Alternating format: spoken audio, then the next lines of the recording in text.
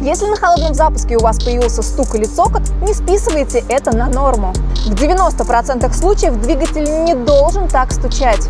Чаще всего в такой ситуации подозревают именно гидрокомпенсаторы, и это действительно один из таких узлов, который может давать такой эффект. Гидрокомпенсатор работает за счет давления моторного масла и убирает зазор в клапанном механизме.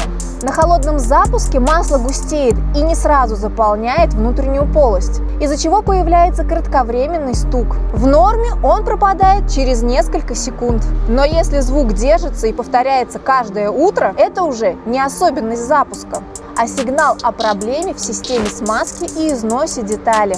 Причины могут быть разные: загрязнение каналов, падение масла, неправильное масло или износ самих гидрокомпенсаторов. И здесь ключевой момент – точность изготовления, потому что гидрокомпенсатор работает в микрозазорах, и любая погрешность сказывается на его работе. Появляется шум и нестабильная работа двигателя. Federal Reserve уделяется особое внимание точности и стабильности работы гидрокомпенсаторов на холодном запуске, чтобы двигатель входил в ровный режим сразу, без стуков и повторных проблем. Пилоты автокросса выбирают Феррис, профессионалы доверяют нам мотор своего автомобиля, а мы отвечаем за качество своей репутации.